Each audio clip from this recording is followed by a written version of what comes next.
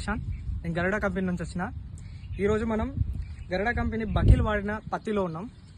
మనం చూసుకున్నట్టయితే బకీల్ వాడక ముందుకు ఈ పత్తిలో విపరీతమైన పేనుబంక ఉన్న పచ్చదోమ చాలా ఉండే.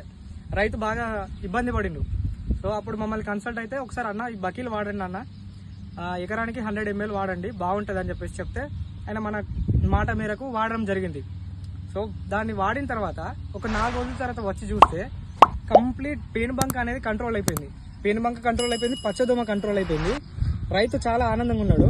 ఒకసారి మనం ఈ పత్తిని చూడొచ్చు, ఎంత నీట్గా ఉన్నది. ఆకులు కానీ పత్తి పంట కూడా చాలా అంటే చాలా బాగుంది. రసం పీల్చే పురుగులు అన్ని కంట్రోల్ అయినాయి. రైతు అయితే సంతోషంగా ఉన్నాడు. ఒకసారి మనం రైతు మాటల్లో కూడా తెలుసుకుందాం. నమస్తే అండి, మన రైతు రమేష్ గారి దగ్గర ఉన్నాం. అన్న మీది ఏ ఊరన్నా? వంగపల్లి. మీరు బకీల్ నేను చెప్పిన ద్వారా మీరు తీసుకొని కొట్టిల్లు.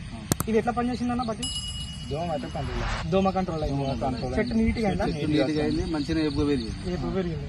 చెట్టు మంచిగా నీట్గా ఉన్నది. దీనివల్ల రసం పీల్చే పురుగులన్నీ కంట్రోల్ అయింది. అంతా ముందు ఎట్లుండే? కొంచెం దోమ కూడా ఉండే. ఓకేనా, అవన్నీ అయితే మీరు కంట్రోల్ ఉంది. సో ఈ బకీల్ అనే మందు వేరే రైతులు వాడుకోవడానికి అయితే మీరు చెప్పగలుగుతారు కదా? మంచిగా పని చేస్తుంది. మీరైతే హ్యాపీయే కదా? పత్తి నీట్గా ఉన్నది. So thank you. ఇది కొట్టినాక 10 రోజులకి ఏ మందు కొట్టకుండా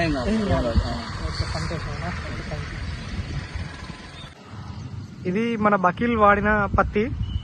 దీన్ని వాడడం వలన మనకు దీంట్లో దాదాపుగా రసం పీల్చే పురుగులు అన్ని కంట్రోల్ అయినాయి.